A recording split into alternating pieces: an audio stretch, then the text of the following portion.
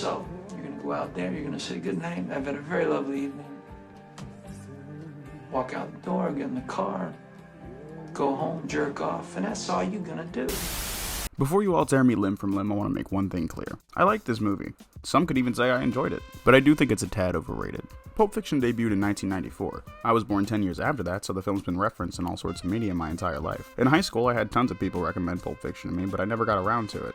People would hit me with, "Dude, you like movies and you haven't seen Pulp Fiction? Eat dirt, scum!" And then they'd roll me up in toilet paper and push me down the nearest flight of stairs. I miss high school. Don't even get me started on the shit I got clowned on for in college when my film class found out about all the movies I hadn't seen. For the record, I don't blame them. I haven't seen The Wizard of Oz, Willy Wonka and the Chocolate Factory, Forrest Gump, The Godfather, Goodfellas, The Matrix, Interstellar, Silence of the Lamb, T2, Whiplash, Seven, Spirited Away, and any Tarantino movie but Pulp Fiction and Django. Plus, that's just the tip of the iceberg. Realistically, it's because I've been watching all the movies ever in chronological order. I just haven't gotten around to half of these. Right now, I'm on Frankenstein from 1910, and I have no idea what the fuck is happening. All jokes aside, Pulp Fiction would have still been on that list of films I hadn't seen if you guys didn't vote for it. And I gotta say, obviously I had a good time.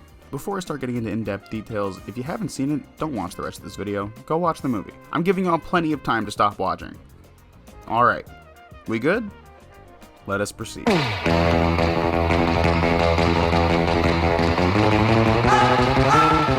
This movie works on a multitude of levels. It's got well-written characters played by actors with phenomenal chemistry, rewarding foreshadowing for both impactful moments and even minute details, well-paced action, a fantastic score, and some pretty solid editing. The set design was eye-grabbing too. It was shot in LA, and I don't live there, so seeing Bruce Willis run around in the street just made me think about GTA. Without a doubt, my favorite character is Jules Winfield. And with that in mind, my favorite moments are the ones with him and Vincent Vega shooting the shit before they shoot people. Both John Travolta and Sam Jackson are extremely entertaining on screen together. The film is full of engaging conversations, and some of the best are between these two characters. Travolta has some amazing lines with hilarious delivery, but I could genuinely watch Sam Jackson in this role for hours. His cadence and overall delivery is faultless. How the hell did he make Big Kahuna Burger sound so good? Makes me wish we got to see him throughout the entire film. I'm pretty sure the character we see the most is Vincent Vega. Hell, even when the focus isn't on him, he shows up. A detail I love about the way Vincent is written is his inability to keep up with the situations he's put in. It's noticeable in moments like him trailing behind Mia Wallace at the 50s diner, his consistent urge to use the bathroom every time he's doing something important, and most notably, when he accidentally shoots Marvin in the face.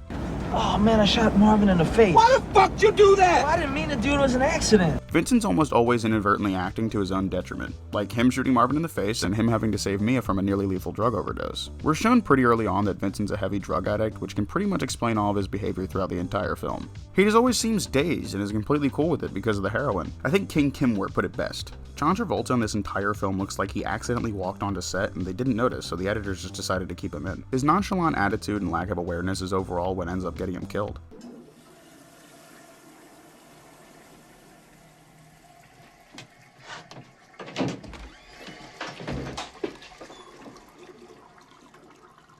At one point in the film, Vincent and Jules are directly shot at point blank by some dude hiding in a bathroom. Miraculously, none of the bullets wound up hitting them. Immediately, Jules is convinced this is divine intervention. He interprets the situation as a choice. If he continues his life the way he's currently living, he'll die, so he decides this is going to be his last job. Vincent thinks the bullets not hitting them was a random stroke of luck. He's completely baffled by Jules' decision to leave behind his life as a gangster. As far as he's concerned, he'll always be in this line of work, or at least that's what he thinks. Jules leaves the film unscathed, and Vincent gets shot dead after taking a shit. This is easily my favorite part about the film. Both characters survive the impossible, but only one of them learned their lesson and gets to live. If you've made it this far, you're probably still trying to figure out how I could possibly think this film is overrated. While I enjoyed most of the film's contents, I'm not a huge fan of the out-of-order gimmick. When I first finished it, I thought it was cool because the film's events were scattered into chapters and more of an anthology, unlike a traditional sequential story structure. Then I realized the film actually isn't as jumbled as I thought. Excluding the cold open with Tim Roth and Amanda Plummer, Pulp Fiction's told chronologically, except part of the beginning is moved to the end. If you take the end chapter and plug it in right after Vincent and Jules acquire the briefcase and kill that one guy, the film plays out exactly how the events unfold with context for everything. Meaning the film would actually end with Butch riding away on his new chopper, which is another dilemma. Regardless of how I feel about Butch's section of the film, ending it with him is weaker than ending it with Vincent and Jules in the diner. We start the film with them and end the film with them, even after one of them dies. So I'm just torn. I think personally I'd like the film more if it was told chronologically because the out of orderness is about as useful as it is present. Barely. but the film's chronological ending is overall weaker than the one we get. At the end, the disconnected nature of the film comes off as more of a selling point to grab the attention of the audience. When it comes to genuine criticism, I feel like parts of the film are only there for shock value.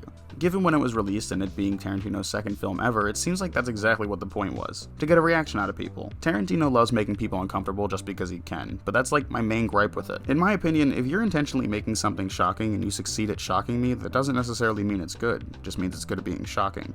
Like Quentin saying the N-word over and over, or this guy aggressively having his way with Ving Rhames. Both of these are prime examples of trying to make the audience uncomfortable, and they succeed, but that's all they're there to do. It's not like I don't think uncomfortable subject matter can't be used well, I just think if used, it should have a little bit more relevance with whatever story's unfolding. Look, if y'all want to defend racial slurs and Ving Rhames getting in the comments, be my guest, but you guys are gonna look really silly talking about how much you love both of those parts. I was rewatching the film while I was getting footage for this video, and I've come to the conclusion that the stuff might only exist for shock value, but it's not completely useless to the story. I think it genuinely sickened me the first time and reasonably left a horrible taste in my mouth. However, I was always offended of the way Butch handled the situation and of what Marcellus had to say after. I think my biggest recommendation overall is to watch Pulp Fiction more than once. Other than the seemingly pointless gimmicks this film has, it's pretty fucking good. It's written well, it's really funny, and it's extremely fun to watch. I think it's a little overrated as one of the best films of all time, but I understand the hype if you're really into movies. Pulp Fiction was definitely worth the watch, and I'm surprised I didn't watch it sooner. I'm just glad this video's out of the way so I can finally get back to watching Frankenstein.